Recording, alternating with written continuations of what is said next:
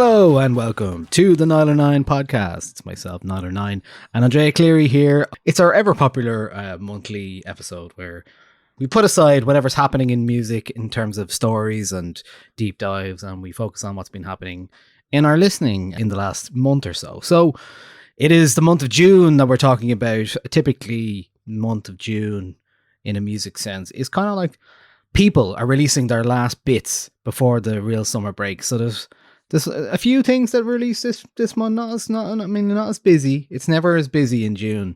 But the other thing is that people start thinking about collating the first half of the year as a end of year or best of first half kind of thing. I saw a couple of lists. Have you looked at any of? I saw The Guardian had a list and somewhere else. Yeah, I had a quick look through. I have to say, I think I feel like this every year. The more time goes on, the less time I have to listen to albums, and it just finds it really difficult. Yeah, I have a current listening playlist which has 1,500 songs on it. Jesus. Which goes back to January or maybe possibly before. Let me see. Actually, it goes back to September last year. I'm gonna delete some of this stuff. Okay. But yeah, basically, if there's an album of interest that I want to hear, I'll throw it into this playlist, and I will listen to it over the course of the next couple of weeks. Mm-hmm.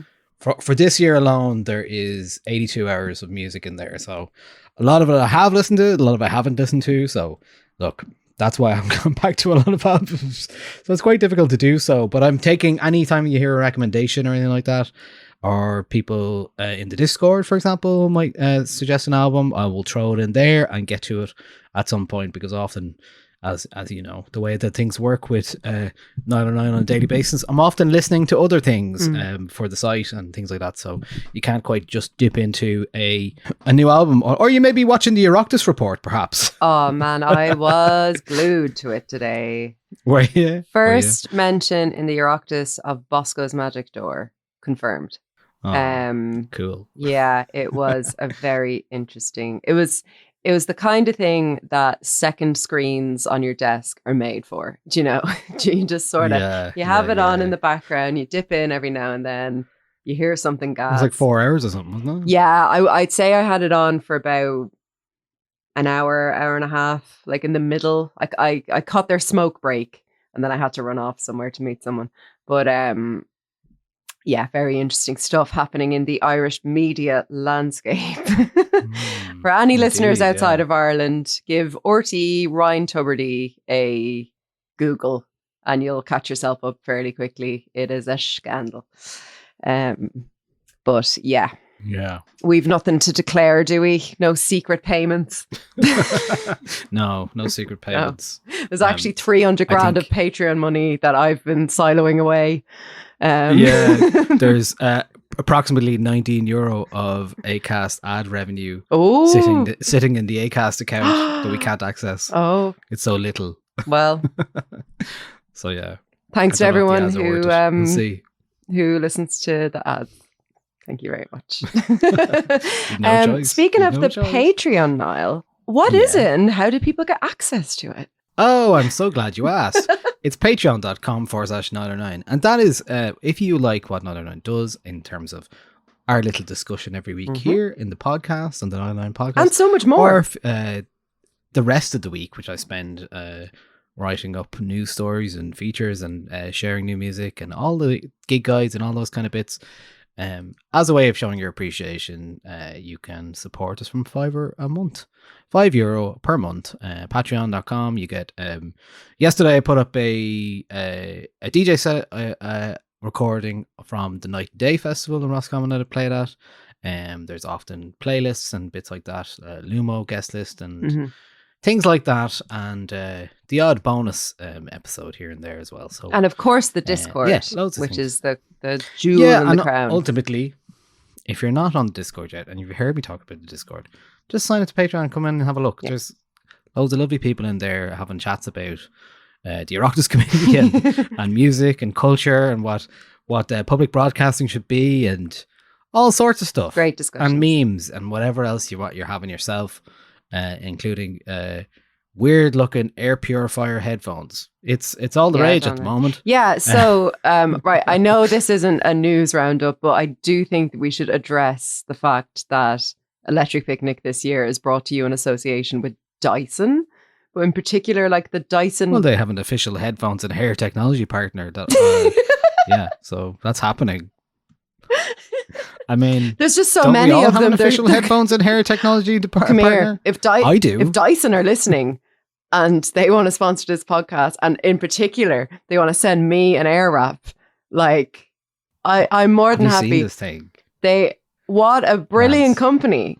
What an amazing company! Looks like, imagine a pair of headphones with like a band across your mouth that looks like you're trying to be Bane. Yeah.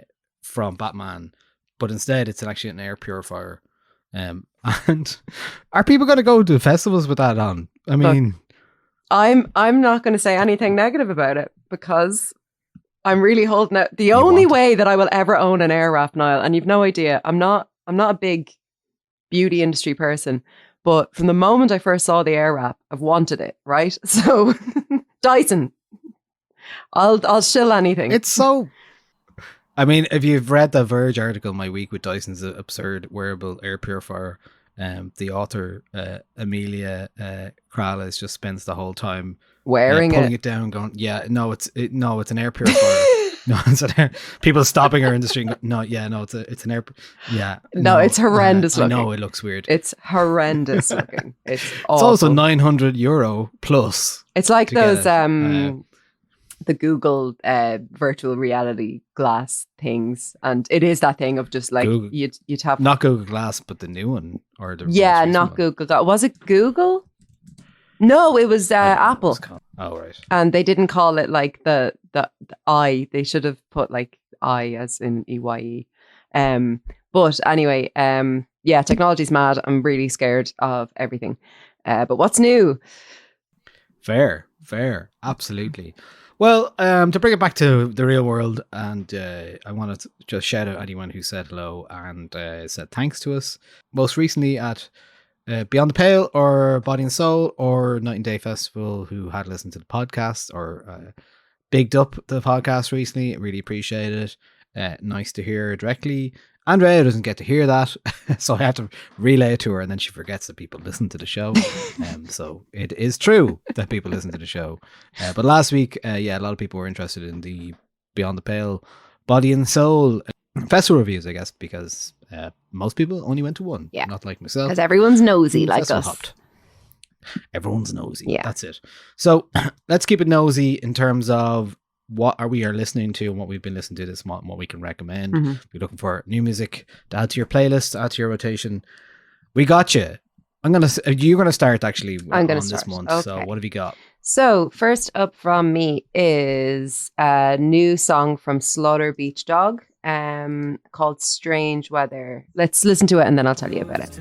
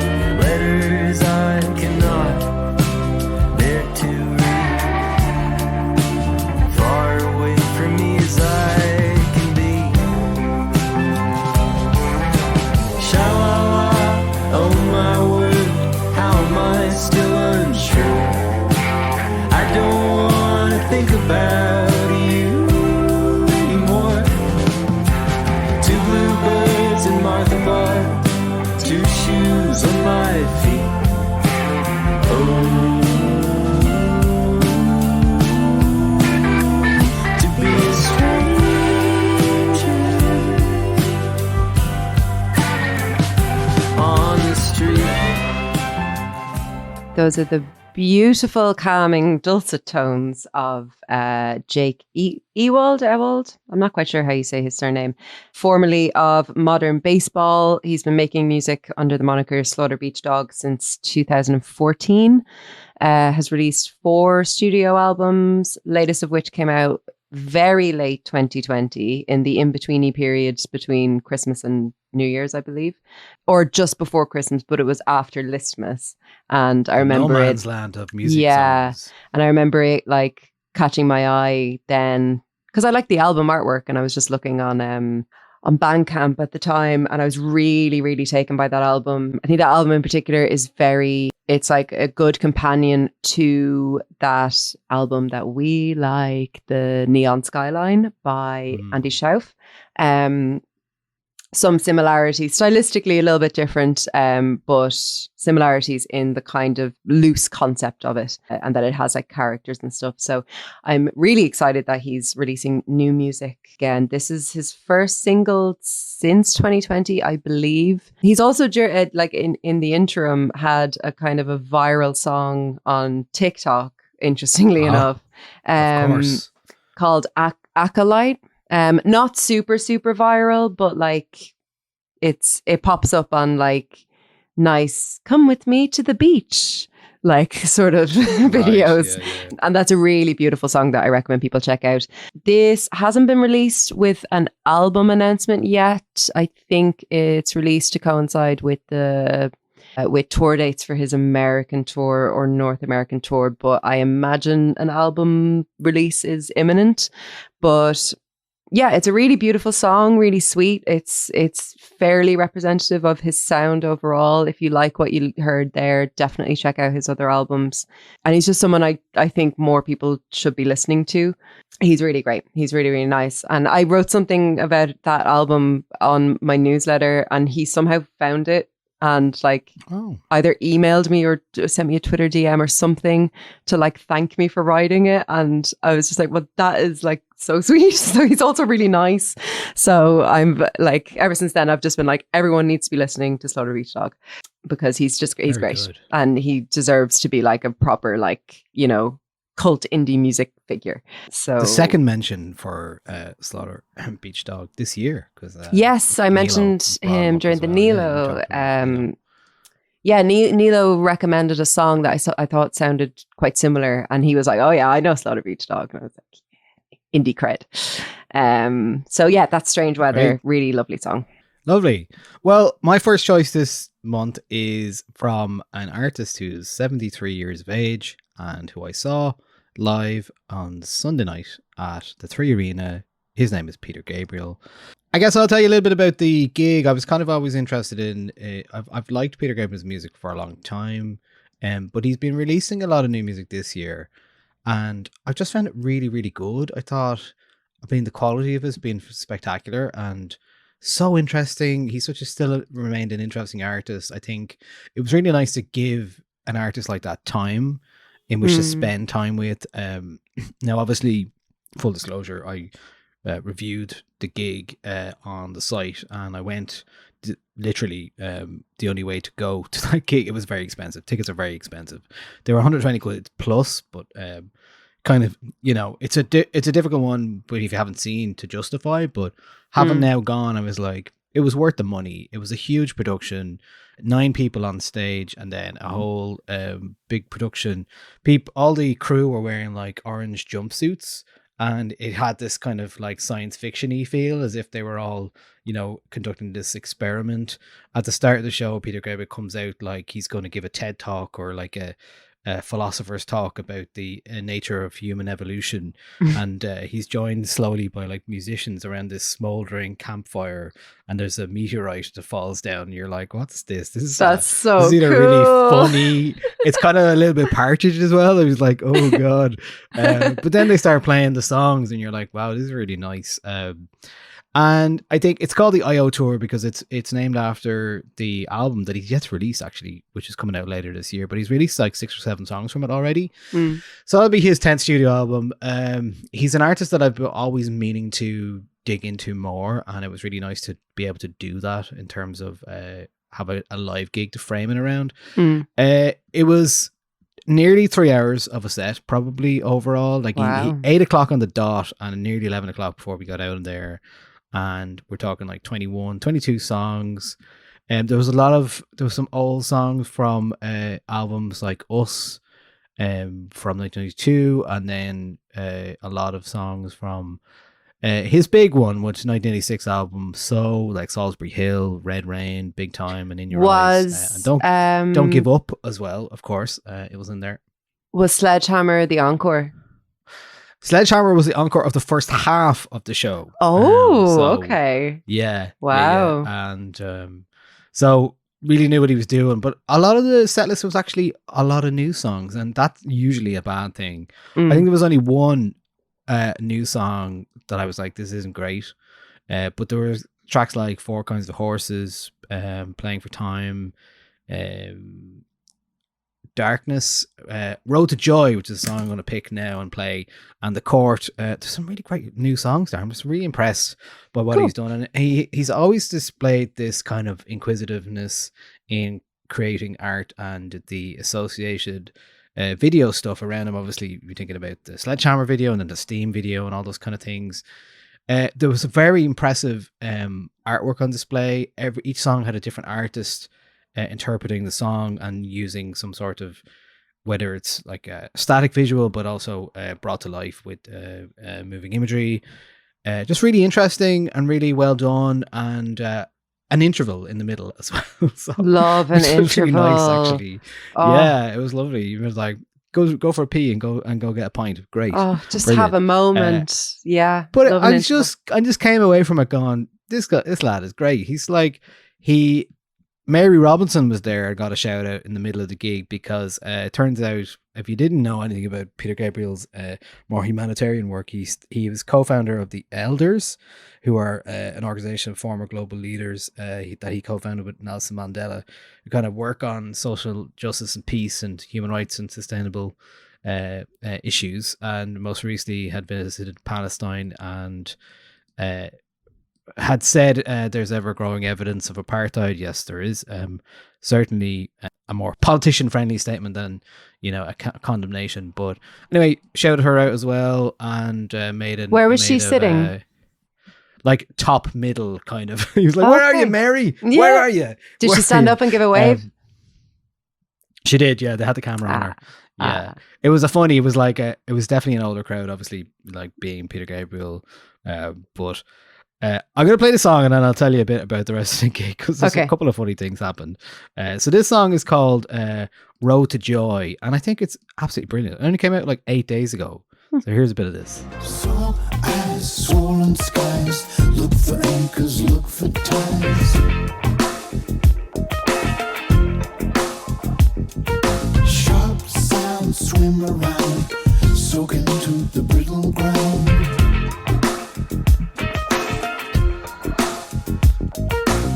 So many days been held inside this body. Been so many days there's nothing to do. Been so many days in the throbbing of the darkness. Been so many days I've been waiting for you back in the world. We're waking up the road to joy.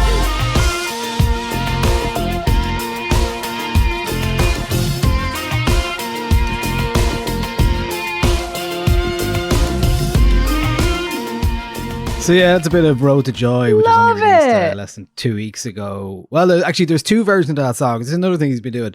He's still challenging and doing interesting things. He has two different mixes of each song released so far: the Bright Side mix and the Dark Side mix. And basically, it's two different mixing engineers that he likes doing two different versions of it. And he's like, his statement was like, I don't really care if you don't like it, but it's for people who like me who want to hear the difference between the two. I love that. But yeah, really interesting guy still, and still asking questions of the world, talking about Ukraine and Palestine, and very engaged. He is behind a humanitarian charity called The Witness, which is about using promotes the use of cameras in the protection of human rights around the world. So again, that intersection of technology and music is a big part of who he is, and still doing it on a live arena at the age of 73. A couple of funny things happened, which one funny thing happened in particular, which I didn't include in the review, was that for some, like, you'd think mostly the audience in their 60s and 70s seated like it was absolutely packed. It was jammers, Mm. and you're like, wow, it's great to see this arena packed, all seated. But somebody got ejected about 5 songs before the end, and it was like, it was one of those situations where you're like, I thought there was like a medical emergency because there was a security guard was like shining a light, and then people were like running over, and people were standing up, and you're like, oh shit, somebody's after fainting or something.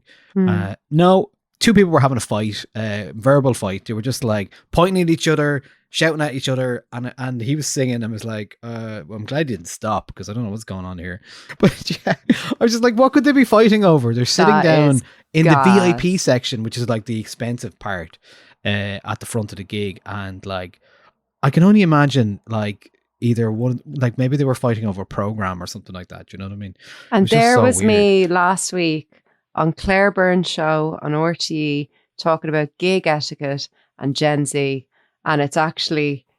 across the board. Gotta watch it. Gotta watch That is it. Well, gas. Marie in the Discord said somebody else, there was a fight where I was sitting there with Peter Gabriel, a woman stormed out there before the gig even started. It's like, what the fuck? What's happening? It's not the young people you have to worry about, it's the old people who really have had enough and really want their program. They're clutching their program that they spent a lot of money on. I reckon don't know what's I going could on be there. served a summons before a gig that I paid 120 quid for, and I'd sit through the gig. Like nothing would Yeah. get me up out of my seat. Absolutely I not. know, so weird. But anyway, somebody being thrown out at a gig like that is just so unusual. Peter But Gabriel great gig. Peter Gabriel anyway. I'm really glad I went to see him.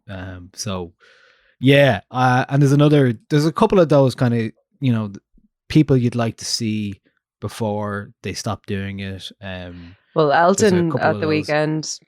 Yeah, I missed all of Glastonbury really. I only saw whatever was on YouTube and a few other bits on Friday, but I really didn't see an awful lot. But what I did see was good. Yeah, Elton was obviously the Arctic magnificent. Monkeys. I mean, oh my god, have you realized they don't make rock music anymore? Oh my god! Oh my god. so surprising.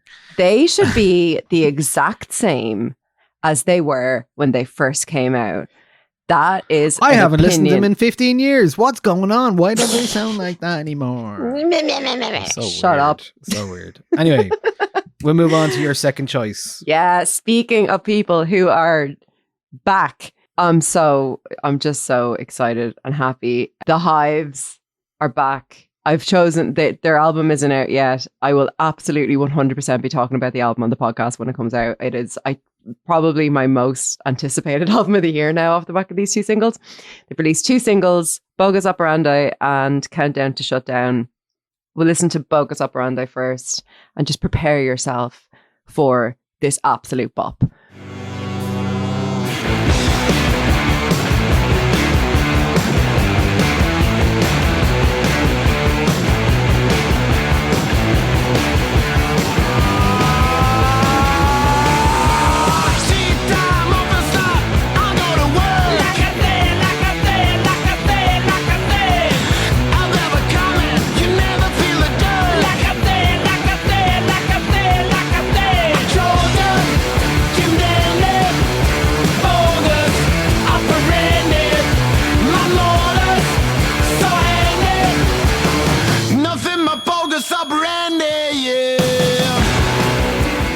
I didn't realize they've been gone for that long. Like, I've been gone for it's been a ages. while. Ages. And like, I Their feel last like album was June 2012. they're back. Mad. I'm so happy that they're back. Like I feel like they've answered the calling. They've heard us all talking about how no men are making interesting guitar music. And they're like, right, we got to get the band back together. They've got lovely new suits, reflective new suits. Like the music video for that song. I was watching it and I was just so transported back to like watching music videos on MTV2, like the Future Heads, and like it just has this sort of like, it's a really cool video. And their video for their other song is really cool as well. And they're back in their suits and Pele is as gas as ever. Like I watched they have like an entire gig up on YouTube that they played recently. I'm not sure where actually. And he's just so funny. He's such an engaging front man. Like he's genuinely like laugh out loud funny in his little like pattery bits in between. But like, so they are getting ready to released their 6th album, which is called The Death of Randy Fitzsimmons, which is the name that the Hives music was like attributed to in like the credits of their albums or whatever, who isn't a real person, which was recorded in a studio owned by Benny Andersson from ABBA in Stockholm, which is pretty cool. I don't know if he was there, but I don't think he needs to be there every day. No. Yeah, the first 2 singles are just so strong, and it like I'm just like really, really excited about the album. They're playing in Dublin in the Olympia next April, on April 8th, 2024. Tickets potentially on sale now. I think so. Yeah, I mean, it was announced last week. Tickets on Ticketmaster here. They're on sale Friday, 30th of June. Friday. So yeah, great. Yeah, so I will be getting tickets for sure. And so the other song that they've released, it's called Countdown to Shutdown, also great. And here it is. Should we hear a bit of that? Yes, please. They're coming for the ground, they're gonna tear it down. I'm fully guaranteed, repeating history, shut down.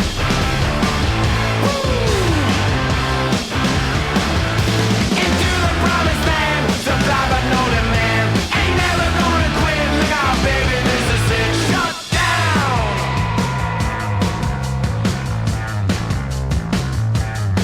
My guy Ponzi, he had a scheme, and the world is like a head of hair. Some are waiting for their share, some are born and one's a billionaire. It's an enigma, wrapped in a riddle, enshrined in a mystery. Got all the facts, got all the figures, but with all of them you disagree. It goes 4, 3, 2, 1, countdown to shut down. I'm no. glad you picked that now. It's just good old-fashioned rock music. It's great. Yeah, we talked about just before the podcast there. Now, neither of us, we have been listening to it, but neither of us picked the new Queens of the Stone Age album, which is called In Times New Roman. Yes.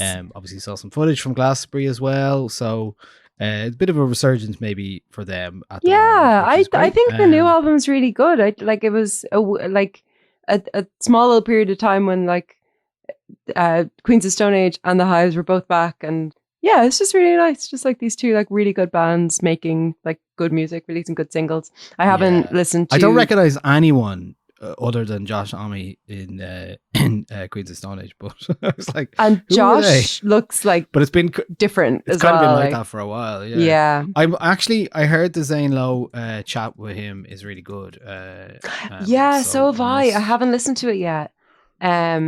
He's talking about how he had cancer recently as well. Yeah. I like Josh a lot. I think he's a good guy. And yeah, I really like the singles from the new album. I haven't listened to the album kind of start to finish, but it's been on in the house. I mean, it's good.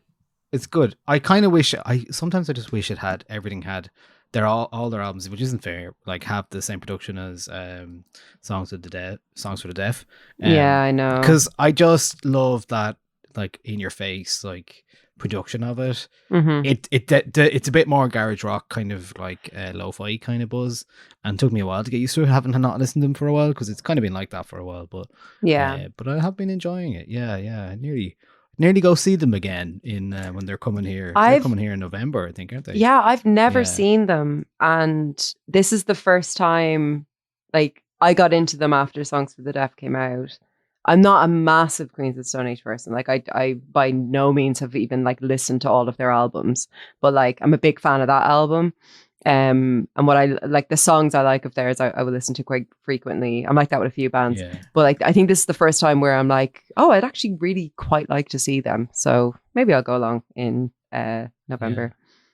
We'll see. Yeah, late November. I took my dad to see Queens of Stone Age in the Ambassador many years ago. That was a great time. Was that the gig? Harry always talks about that gig where Dave Grohl didn't play drums. Yeah. But it was, I think it was like the last show of the European tour, and everyone thought Krule was going to 2002. play, but he didn't. Yeah, it was and there after some disappointment. I don't know. I think by that point they'd had the new drummer and everything, but like, yeah, there was always that chance that people wanted him. 2002, that was. Yeah. Yeah. Whereas now, when you look like- at Glastonbury, it's like you can't get rid of Krule. He's on I 3 know, stages he's at everywhere. once. He's everywhere, which is great. Because like I'm not at all a fan of like Foo Fighters music, but whenever I see Dave Grohl knocking around, I'm like, yeah, great. Like more of him. He's great. He's lovely. Yeah. But I like when he but plays yeah, drums. the Hives, Yeah, really some- great. Like awesome, 2 awesome singles. I would really, really recommend that live show. I'll send it to you so you can put the link, the YouTube link Yeah, in the show I notes. think I It's just see it here. very, very enjoyable. It's like Yeah, I quite a found small few of those in room. the last week. Young Fathers was the other one. From speaking of the Glastonbury footage, watching Young Fathers from Glastonbury, I was like, oh god, I need to see this band again. No, remember I've what they I have clashed with yet earlier to this get into year. them. Everyone is talking to me Oh about my Young God. Fathers, and I just haven't done it yet. Everyone is talking to me about Young Fathers. They are like oh yeah, you must love Young Fathers, and I'm like I know I will. I just haven't done it yet. I just haven't listened. I think to you should them. just go see them live. That's what you should Okay. do. Well, I don't know when they're going to play. They're playing Picnic, which you won't be there probably. No. So No. I'm hoping. Unless I'm that on DJing sponsorship there on deal comes Friday, through, Dyson. You. Okay, my next choice is an album as well. It is from King Krule, and the album is called Space Heavy, his 4th album. I'll play a bit of a song here called This Is My Life, That Is Yours. That's a bit Manic Street Preachers, isn't it? I asked the florist for a light outside a club. He told me maybe you're inside, but no luck. I took the bus to Bishopsgate and opened up. Night was warm, but it's late and it's warm and it's late and it's warm and it's late and it's warm, but it's late.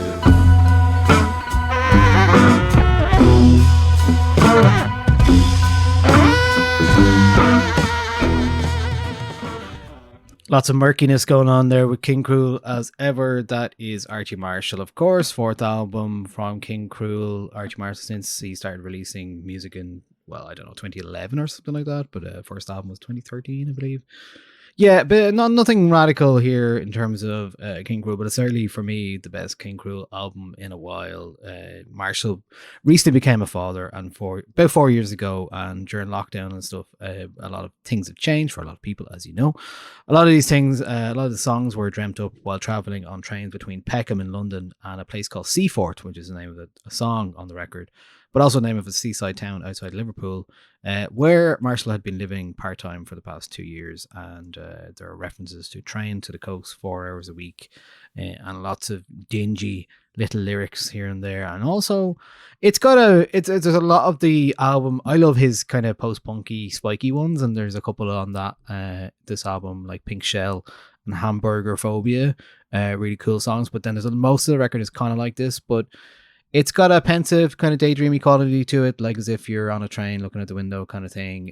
Particularly the middle section of the album kind of meanders melancholically in a really nice way, I think, even though he's less caustic, or like he seems a bit, sometimes Archie Marshall can seem a bit down on humanity, but I think this always has somewhere to go. And I think apparently most of the album was written in C major, so that's something else.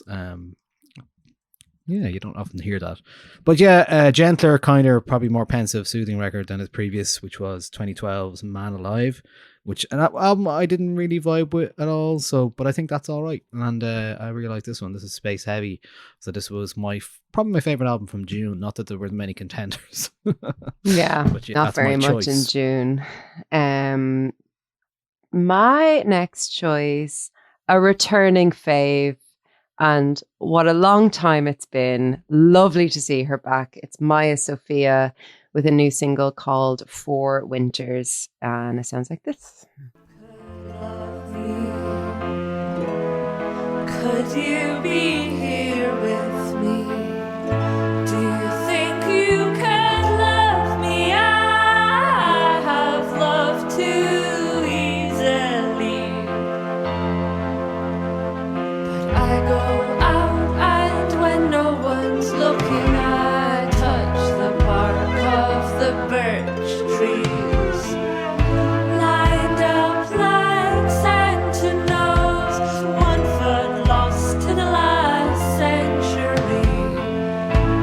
The sap is sticky, I lick it off my fingertips. It tastes like nothing, like a woman, like tenderness. But I gave him 4 winters, 4 beautiful bruises and splinters, and I made myself thinner. Disappeared right into the ether, and the man is gone. But he took something of me with him. I knew he was wrong. I knew every time that I kissed him. Maija Sofia back with the announcement of her second album. I would say long-awaited second album, follow-up to Bath Time, which was released in 2019, 2018, 2019 Choice yeah. nominee. So 2019. So yeah, which I mean, we were very big fans of that album when it came out on the podcast. God, we've been doing this podcast a while when you think about it. And yeah, so Maija kind of took herself away for a bit. She's released a couple of bits here and there. She's been also publishing a bit of poetry and a bit of prose, and really seems to have like gone away to focus on like her practice. She's very much an artist, and like I think an amazing lyricist. I think the sound of this song is like, it's a really, I don't want to say like a step forward or anything like that, because Bath Time had its own sort of sonic world, but it's a step out of that. I think you can hear a lot of interesting textures there. There's a bit of harp and a bit of, I'm not sure, maybe like organ. I'm not actually sure what that instrument is that kind of runs through it, but really, really fantastic, really beautiful lyrics as well. The new album is called True Love. It's going to be released on Tull, which is the record label / collective run by Constance Keane, who you'll know from Fears and Mail, MHAOL. And it'll be released on September 1st, which I'm delighted about, because what's better than a Maija Sofia album to ease you into spooky season? So yeah, very, very excited for it. Really happy that Playing she's Whelan's back. Dublin on my birthday. Fair play. Excellent. Very kind of her to choose that. But yeah, absolutely delighted she's back. I really do think that she's one of Ireland's like most like innovative and I guess like eclectic and just like interesting artists. I think she does really, really great, interesting stuff with her work. So very excited. Yeah. More. Great. Okay. More of Maija Sofia, please. We will get it soon. My next choice is, funny enough, coincidentally, I shared a song from Glasser last month, which was like from 2013 as my old song. Mm-hmm. And what happened a week later? She released a new song. I was like, what the fuck's going on here? So this song is called Vine. It is from her third album, due out on October 6th on One Little Independent Records. I'm going to play a bit for you because I think it's really helpful to hear this because I think it's a beautiful, beautiful song.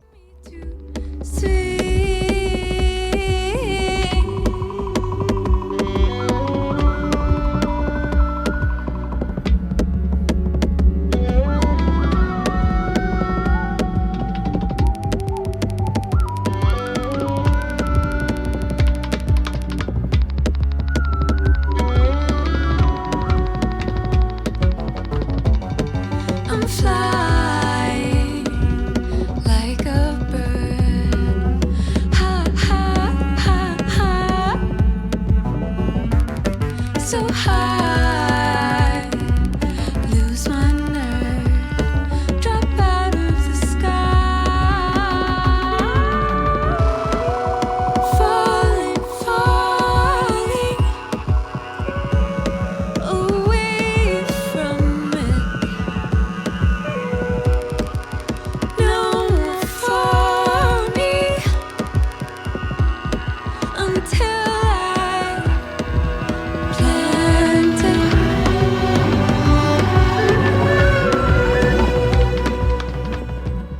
So there's a song called Vine from Glasser. Yeah, as I mentioned, out of nowhere, released a new song. Well, I had a song a few months ago, maybe 6 months ago. But yeah, there is a third album on the way. Cameron Mesereau is Glasser. And I love this. It's kind of like, it reminds me in the best possible way of a Bjork song. Sounds like the kind of music that Bjork makes. Yeah, but for sure. kind of gone off Bjork for a little bit myself. And that just Oh, kind of fills that void of interesting kind of skittery electronic and really orchestral music as well. I really like it. Niall, there's a so- podcast we should do. Music that we've just gone off. I'd say if you do that, you'd probably end up getting back into it then by listening Maybe. to it so much, but, yeah. Because I feel that way about Maybe. Florence and the Machine, and I'd like to explore it. Okay. Yeah, she Okay. was hugely popular. Obviously, you saw the video. Did you see the videos from last night? I saw some Instagram stories of Saw the friends C- who are. You saw the who are- CMAT video. Yeah. Did you see the CMAT video of her supporting Florence and the Machine and looking like a Unreal. headliner? Absolutely unreal. I was like, that is not support Slot Energy, that one. No. At all. no. It was like everyone in the crowd was jumping. I was like, is that Florence singing? No, I it's know. CMAT. Okay. Oh, it's insane. It's great. Yeah, okay. Anyway, and sorry, just for the Vine- Florence stands, I hold absolutely nothing against her. I just no longer listen to her music. That's what I mean. Nothing against her as a lady. It's okay. I think she's great. This is a safe space. Yes. Okay, so this is Vine by Glasser. So she says Vine was written a long time ago. It was like an attempt to make something where all the parts sound like they're very separated. I was thinking like jazz. Actually, it was about getting back to writing music after feeling disconnected from the machinery around making it your profession. She took a long break. She says, just getting back to making songs was hard for me after the last album. When I made my first album, I didn't have an established routine of trying and failing. It was very immediate. The second record was made after a few years of touring, which is a very unstable life. And I still didn't establish a relationship to creating things regularly. After its release, I didn't have a center from which to recompose myself. The thing that finally brought me back to music as a positive experience was that I began taking lessons to learn Balkan singing. And I wanted to try and learn all this vocal gymnastics stuff that I was listening to in the Bulgarian state television choir records. I started writing songs and working towards an album as a result. So there you go. 10 years and 2 days after releasing an album, she's back. So there you go. There's a lot of this at the moment. So yeah, there you go. Yeah, I love it.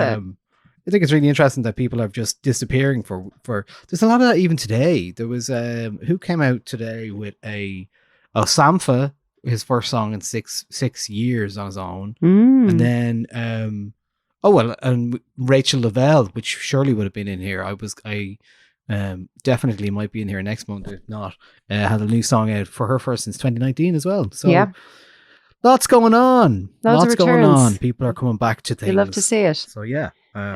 Speaking yeah, of so- which, That was Glasser and Vine. Yeah, go for it. my next choice and my final choice before my golden oldie is from Bright Eyes, who are, I don't think quite doing a Taylor Swift, but who are sort of re-releasing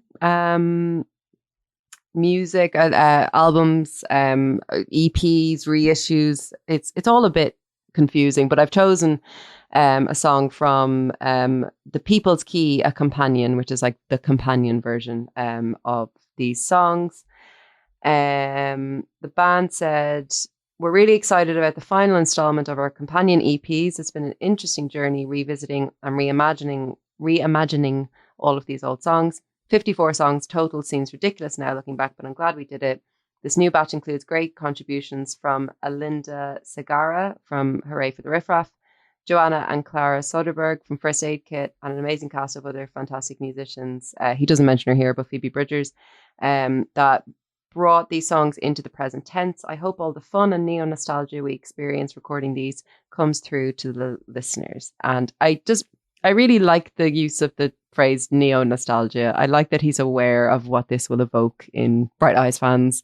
And yeah, I've chosen to go with the song Jejune Stars, companion version, which is just a really lovely song. The back of my head says that I don't deserve. Come fire, come water, come karma, we're all in transition. The wheel of becoming erases the physical mind, until all that remains is a staircase of misinformation. And the code we inherit, the basis, the essence of life. So I go umbrella under my arm into the green of the radar. How'd it get so dark in the day? It's just so bizarre. Is it true what we're made of? Why do I hide from the rain? So that's from the reimagined. There's so many, what are they, verbs about people releasing new songs. It's never just a reissue anymore. But that album was first released in 2011. And that was the third song on that record. It's the first song on the new, on the companion one. And it's really good. Made me kind of go back to that song anew. And it's just really nice to have Conor Oberst in my life once more. Not in my choices this month, but did you know that Neutral Milk Hotel released a 8-track EP this year? What? I know. I completely missed it. I was listening to them. And I just say that because whenever I listen to Neutral Milk Hotel, I listen to Bright Eyes and vice versa. They're just like connected in my mind. Okay, I see it here. It's really good. Like it's really strange. It's not an album, but it's 8 songs long, so they absolutely could have gotten away with it being an album. But maybe because they're all old songs, though. Yeah, but like they're Are they all even a like, band anymore? They're not. I don't they've know. stopped being a band, right? I don't know, but like it was just so interesting that I just hadn't. I didn't know whether it was me not paying attention, but it just seems like something that someone should have emailed me about. But anyway, it's really good. But yeah, that's Bright Eyes with their 10-minute Taylor's version or whatever it is that they're doing. And that is my last choice and my very cheeky contribution of an album this month. That's because fine. Listen, I don't actually have an album this month. Listen, I have a couple more before Please. I have too many as ever. But very quickly, I'm going to play. We talked briefly last week about the idea of Song of the Summer. I'm just going to briefly play this song because it's my Song of the Summer. Oh, And why not? You treat me like you do. Telling lies, it's not surprise. I do my work so hard for you.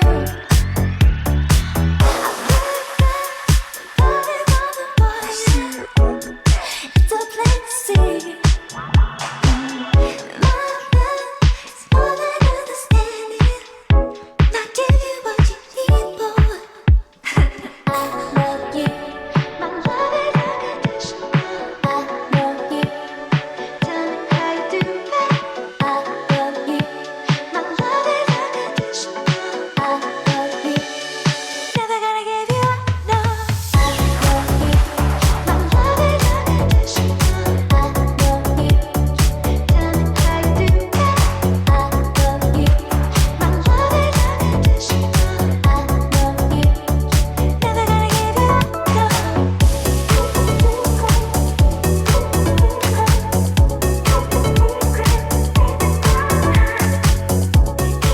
So that's Ten Snake and Jesse Lanza on vocals there. So yeah, just one of those songs that I've been playing a lot this summer, and we talked about songs of the summer contenders and there not being as many maybe this year.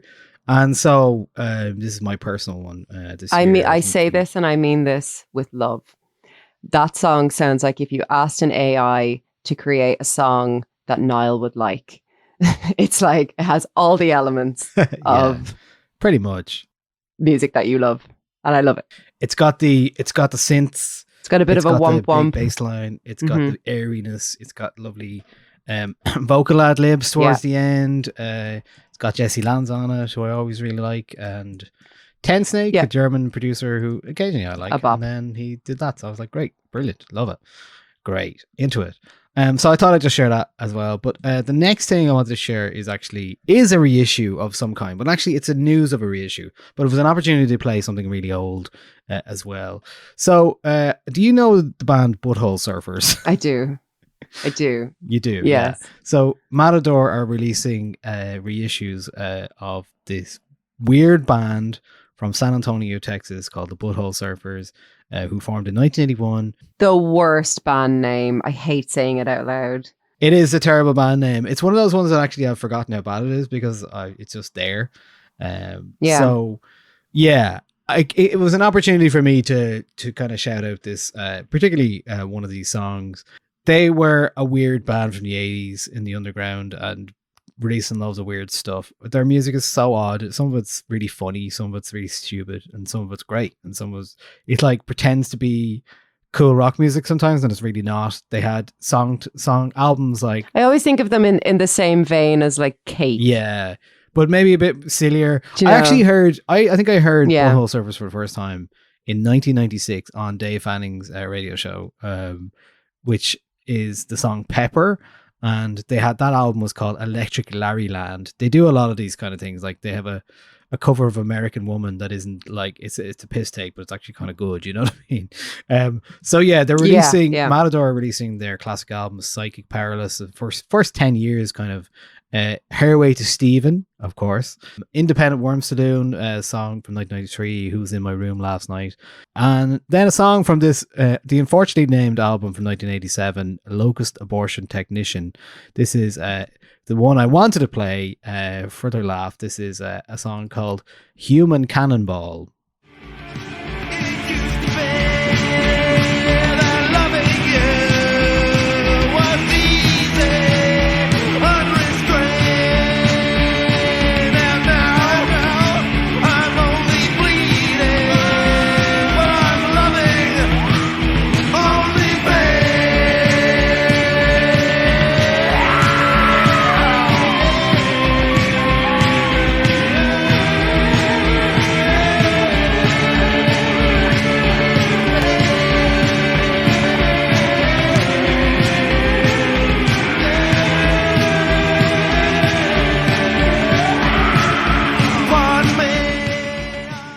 That's a bit of Human Cannonball. Here's a bit of Who Was in My Room Last Night, in case you don't know what this band are like.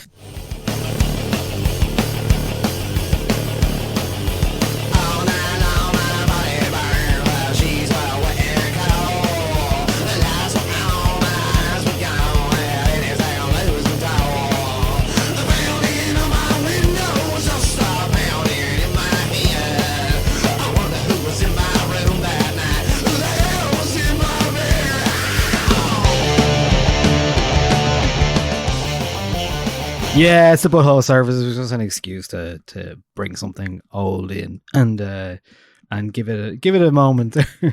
The weird band, the Butthole Surfers. There you go. Are they your golden oldies? Of technically, the week? yes, but I also have two other songs that kind of fit that mold as well. So, yeah. Okay.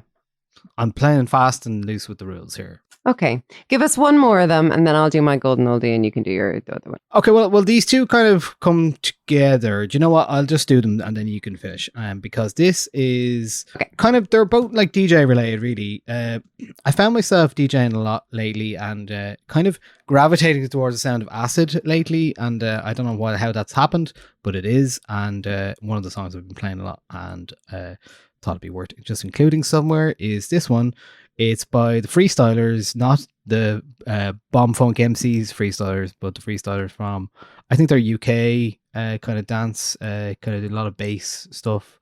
And with Fast Eddie and this Blaps Posse remix, you might know it. It's a very like catchy one. Sound. Add some music. House music. Add some music. House music. Add some music. House music. Add some music. Add some music.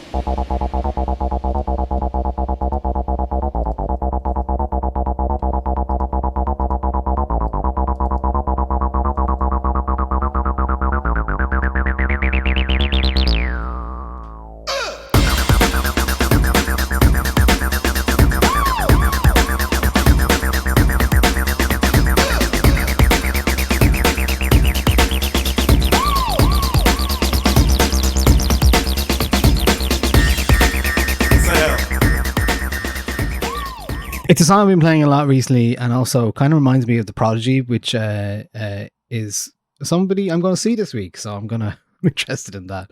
And very quickly, the other track, a song I heard at Body and Soul. Shout out to Olivia Chow from Limerick and also Sing Along Social, who texted me. I met her down there with Shane, and texted me and said, "Come and see Joy Anonymous. They're brilliant." And so I did. I went to see Joy Anonymous, and they were really, really good. They're an English duo, it's kind of like Fred again, if it was a bit more homely or something. But they have a singer. There's two of them. There's a producer and a singer. And they have this kind of really nice, slightly cheesy cover of God Only Knows by the Beach Boys. That is their big set closer. And you mentioned songs coming out in the no man's land of December. This one came out on December 23rd last year, so no wonder I didn't hear it. So I heard it a couple of weeks ago, and it really stuck with me. So this is Joy, God Only Knows by Joy Anonymous. I'll make you so sure about it. God only knows what I need without you. God only knows what I need without you. God only knows what I need without you. God only knows what I need without you. God only knows what I need without you. God only knows what I need without you. God only knows what I need without you. God only knows what I need without you.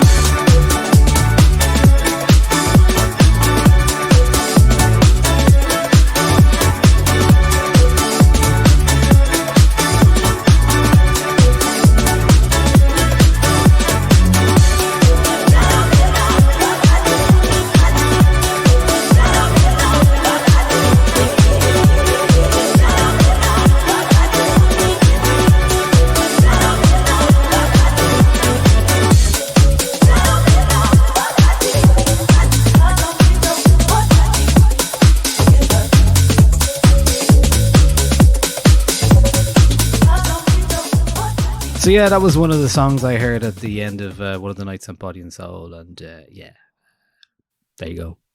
I like it. It's good fun. Very good. Cool. Okay. This is our last Yeah. one? Close it up Okay, for my June golden 2023.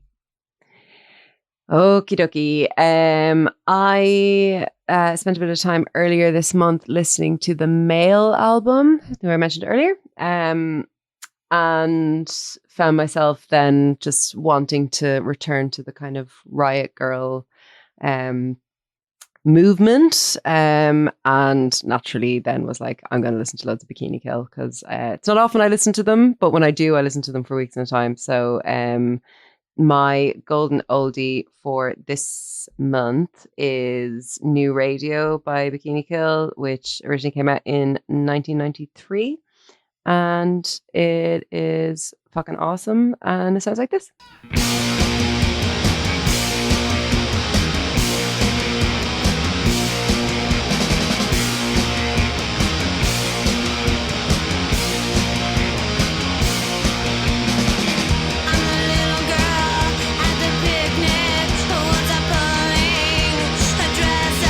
It doesn't matter, 'cause it gets torn up. It doesn't matter, listen now.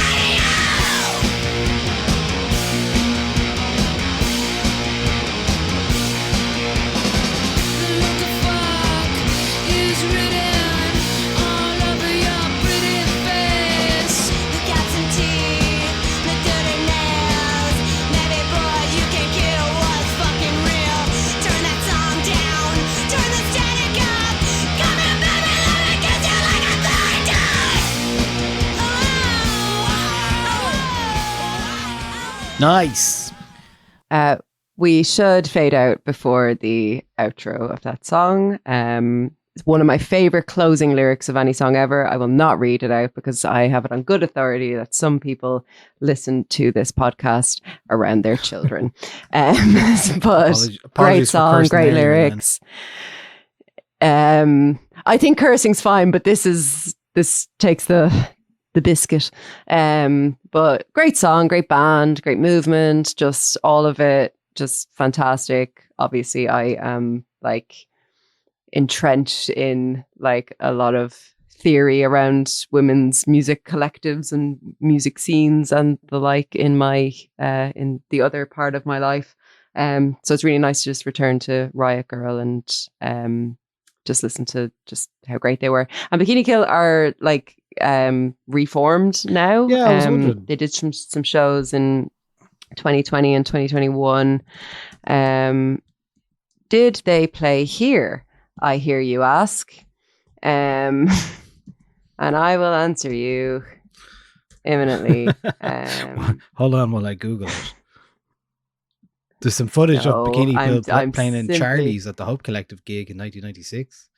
The entire gig? No. 1996. 96. Not as recently as I was thinking, but no upcoming tours on stuff on Ticketmaster either. But they are technically still about. So come to Ireland. Yeah. But yeah, just great song. Great.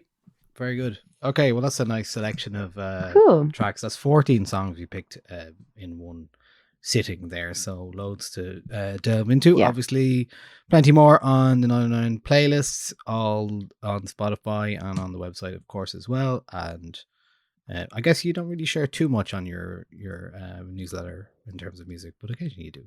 I do occasionally. It's there. It's intermittent, but hey, so am I. I don't know. Anything else to talk about this month? Have you been watching it or reading anything?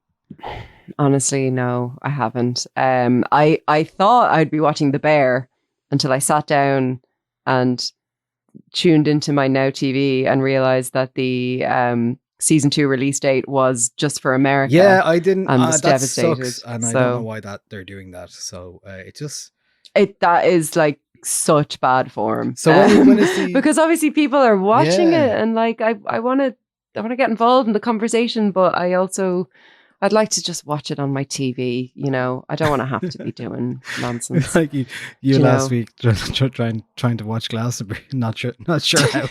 So Okay, one thing about me is that I don't understand VPNs, but I'm gonna get a VPN because I want to watch Wimbledon when it's on, and I do not have the BBC. So yeah, it's either get Sky or get a Right. VPN. We'll see which wins Yeah. out. But yeah, I know I should get with the 21st century and no, just I get prefer one. you this way. It's better. Okay. Just Thank you for just letting do me your live my thing. truth. just be you.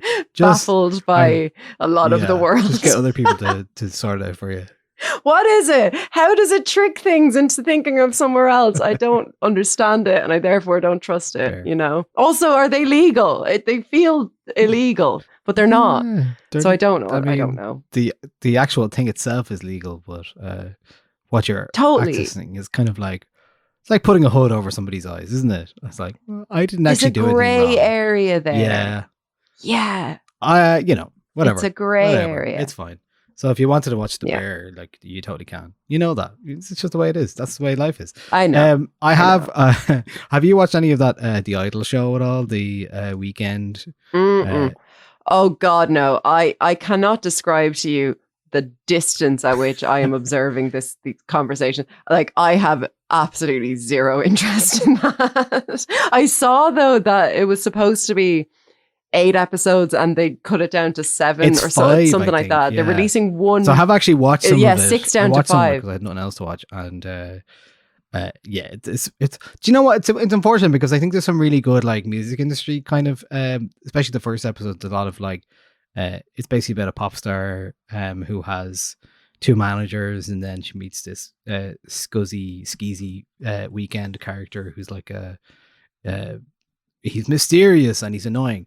But it's like Basic Instinct is kind of a reference for it, which is like, that's fine, but also it's 2023, so like men controlling women and choking them as a way of like inspiration is kind of walking the line of whatever. I've heard that the sexual politics of it are a bit dodgy, and like it's Sam Levinson, isn't it, who made Euphoria, who I think deals quite well with stuff like that in Euphoria. Like, I love Euphoria, but from what I've seen, I didn't watch the clip, but I saw a transcript of what's being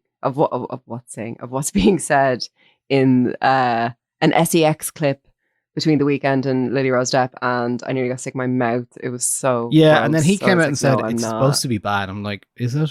I mean, maybe it is, but also, I don't know. It's unfortunate because I think there's some good writing in that in the scenes about the industry stuff. But just when he comes in, he's such a crackback. You're like, oh man, get out! Like, and then he sings over like his songs are on it, or his like new songs, or these like idol songs that he's written are on it, and they're so annoying.